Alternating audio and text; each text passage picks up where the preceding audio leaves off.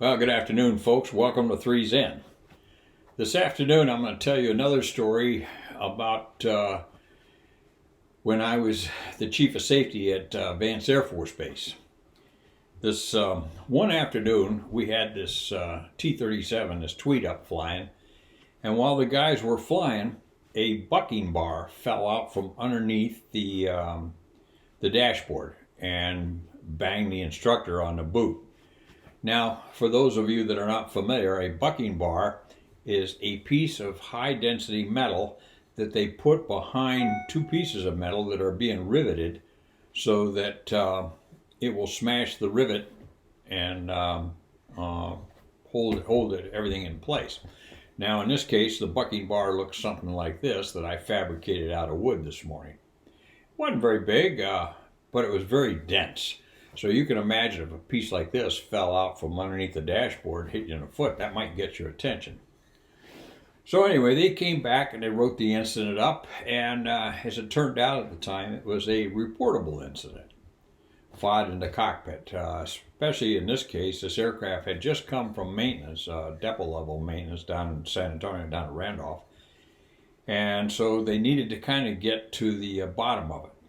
Anyway, we looked at the bucking bar and there were no markings on it, distinguishing markings of any kind. A lot of times I'm told that the mechanics will put their initials on it, on these things, but in this case there were no initials or anything like that. So anyway, we filed our report per the regulation and didn't think too much about it. Until the next morning, we got a call from Truman at headquarters, ATC, Air Training Command's Flight Safety. And Truman asked us a few questions, and then he asked if we could send the bucking bar down to him. Well, yeah, sure, I suppose we can. Why? Bucking bar is just a bucking bar. We described the width and the depth and the length to him, and said just imagine a chunk of metal that kind of looks like that. But he just insisted on us sending it down to him. I said, okay, we'll get it on heading down that way. And I set the bucking bar on my desk and kind of forgot about it. Well, 3 days later, he called up and said, hey, have you sent that bucking bar down? And I said, well, that's on our list to complete this afternoon. We'll have it on its way with this afternoon's mail. Okay, fine. God, what a pain in the ass that guy was. Anyway, that's one of those things that it's just a chunk of metal. What's it going to mean when you see it? You look at it and say, yep, that's a chunk of metal. Okay, fine. So Mikey and I came up with this idea. We'd take this Holy Joe. Now, Holy Joe was an envelope that we used for correspondence in the Air Force when I was in. And it was an envelope, about 11 inches wide, maybe 18 inches long. And it had holes in it so that you could look through it and see if there's any correspondence in there. That's why they called it a Holy Joe. So anyway, he and I take this Holy Joe, he holds it up, I take the bucking bar, and then drop it right straight down through the envelope. As you might expect, it went through the envelope, came out the bottom, and kept going. Then I took it, put it in there about where it would have been had it stayed with it, and kind of crinkled around it so it had the impression of it. And then we addressed it to Truman at Headquarters Air Training Command Flight Safety, and it had a string on it. You kind of just wrap it around like so, and took it out, put it in afternoon's correspondence. Well, I didn't think any more about it. About 2 or 3 days later, get a call from Truman, another one, said, how did you guys send that bucking bar to us? And I said, well, we put it in a Holy Joe and just addressed it and sent it down to you. He said, well, I got the Holy Joe, but I didn't think you guys would be that stupid, or something on that order.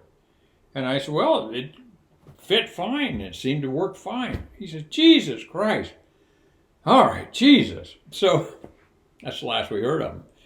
Well, apparently what he had done then, he went over to the mailroom at Randolph Air Force Base there in Texas, and he started sorting through the mail sacks.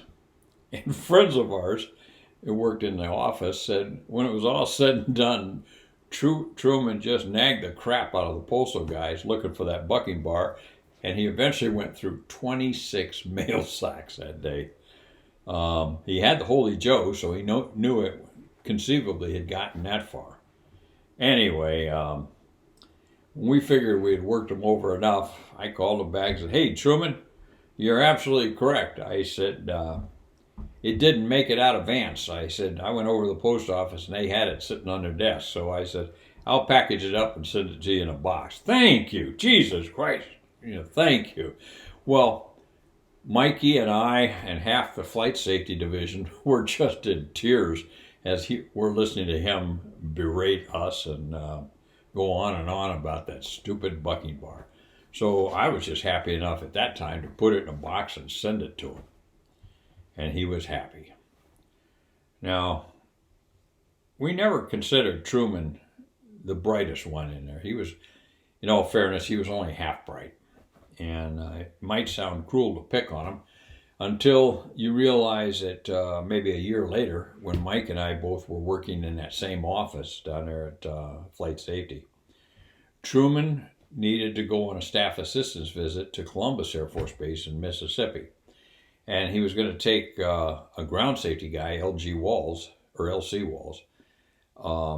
with him to do a ground safety inspection at the same time. So Truman said, listen, he says, I'll take care of the travel arrangements and we'll be good, so forth. Okay, fine. So on the appointed day, they go over to the airport and hop on the airplane. They fly into Atlanta, and then they get on the airplane and fly into Columbus. The only problem was the dumbass booked the flight to Columbus, Georgia instead of Columbus, Mississippi. Now, the flights in and out of Columbus, Georgia only operated twice a week, 3 days between the two of them. And there was no way to drive back to Atlanta and go to Columbus or drive from there to Columbus. They were just stuck in Columbus, Georgia for 2 nights before they could get out, 3 nights, whatever it was, before they could get out. Boy, did we have fun with that one when he came back.